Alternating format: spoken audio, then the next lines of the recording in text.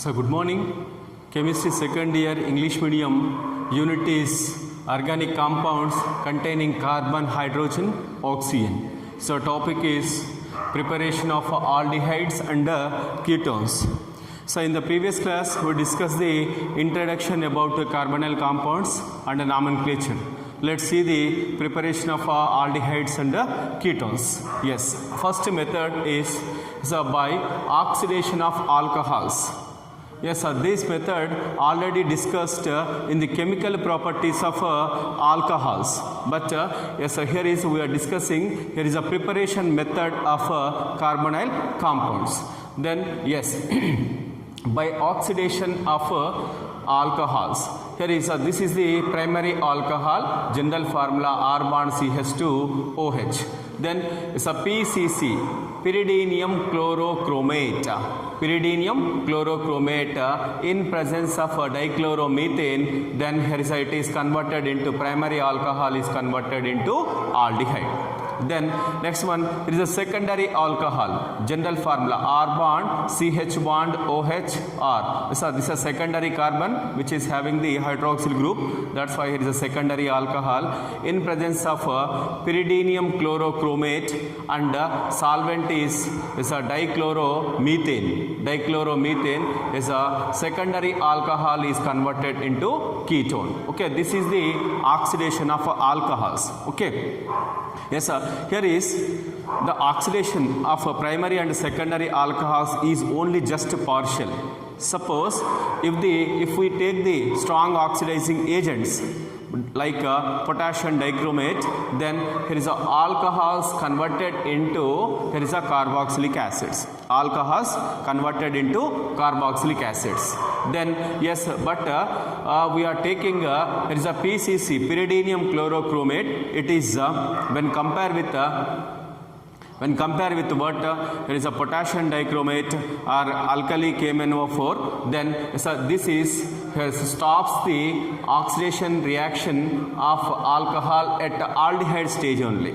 Okay, in order to stop the oxidation of alcohol at aldehyde stage, so we have to take there is a PCC, pyridinium chlorochromate, pyridinium dichromate, PDC. Okay, so these reagents should be used. Then in order to prepare PCC, what there is a pyridine. Pyridine is first it is here is a treated with first it is treated with here is a HCl. Okay, then next one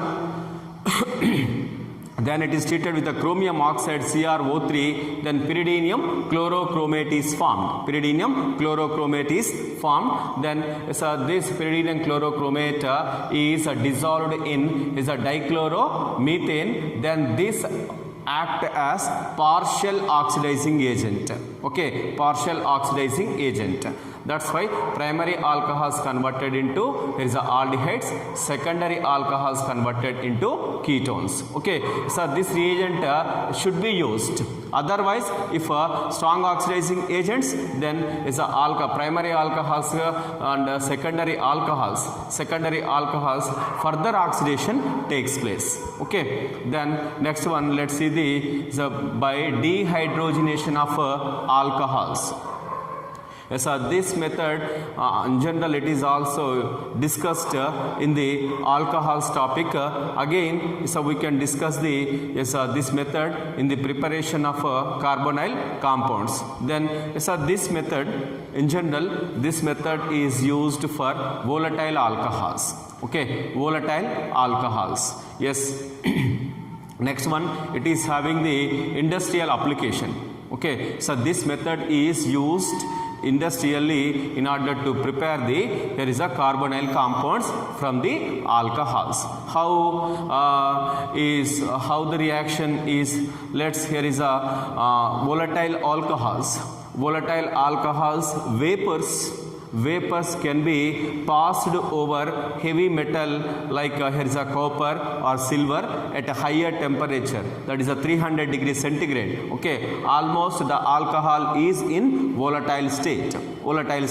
This volatile form of alcohol is passed over the heavy metals on the like here is a copper or silver. What happens is so dehydrogenation takes place, that is removal of hydrogen takes place from alcohol. Then here is a primary alcohol is converted into aldehyde, then is a secondary alcohol is converted into ketone. Okay, so this is about dehydrogenation of alcohol. So this is only for volatile alcohols, it is having industrial importance. Then yes, there is a heavy metals are used here. Then next one is from hydrocarbons, especially unsaturated hydrocarbons, alkenes and alkynes. Alkenes and alkynes can be used to prepare here is carbonyl compounds, yes, in which is by ozonolysis of alkenes ozonolysis. Ozonolysis means what? Then yes, addition of ozone to here is a alkene. Addition of alkene to convert to the ozonide. This ozonide undergoes a hydrolysis, then that process is called as there is a ozonolysis. Okay, ozonolysis means then is a ozone is added to the alkene. As a result of that, ozonide is formed. So this ozonide subjected to hydrolysis, then yes, in presence of zinc, then here is a formaldehyde. Here is a ethylene molecule is taken, then from ethylene molecule is a formaldehyde is formed. Okay, so this is called as ozonolysis. Addition of ozone to the reactant and form the ozonide, then which is subjected to hydrolysis, then here is a formation of carbonyl compound, that is called as ozonolysis. Then yes, what happens is then this is the ethylene molecule in presence of ozone, then what happens is a triozonide is formed. Okay, so triozonide is formed. This triozonide, especially this reaction is carried out in presence of zinc. Okay, in presence of zinc. Why? Suppose if in the absence of zinc, what happens is what? Then is a further oxidation takes place. Then it is converted into carboxylic acid. Okay, carboxylic acid. In order to stop the is the oxidation of ozonide at aldehyde stage, then zinc must be used. Okay, so zinc, then in presence of zinc and here is a hydration takes place, here is hydrolysis takes place, it is converted into CH2O, that is 2 moles of formaldehyde is formed. Then next one, suppose if we take the 2-methyl butene as a starting material which is treated with the ozone, again here is a triozonide formed, then this triozonide subjected to hydrolysis in presence of zinc, then we will get what? Here is a ketone and aldehyde. Is a ketone and aldehyde mixture is formed. That means there is a formation of products in ozonolysis reactions. Aldehydes or ketones or mixture of aldehyde and ketones are formed. So this is depend upon the substituents of olefin. Simply there is no substance on the carbon, simply here is a formaldehyde. Whereas it is here is a enolic carbon is in carbon is having one substituent. That's why yes, simply here is this form, this species, this part forms the, here is a ketone, that is a acetone. So this part forms the, here is a simply acetaldehyde. Suppose if we take again at third position also here is a methyl group is present, then simply what? Then 2 moles of what? Here is a acetone is formed. 2 moles of acetone. Okay. Then so 2,3 dimethyl but 2 in used, then simply 2 moles of acetone is formed. Yes. Next one is by hydration of alkynes. Hydration of alkynes. Hydration means what? Yes, adding of water. Okay, adding of water. Yes, adding of water to the alkyne. Then so this reaction is carried out. Here is a acetylene is treated with added with here is a water molecule in presence of H2SO4 and mercuric sulfate. Then what happens is enol is formed. This enol involved in ketoenol tautomerism and forms this enol is unstable. Okay, yes, so this enol is unstable. It involves in the ketoenol tautomerism and forms the, here is a acetaldehyde.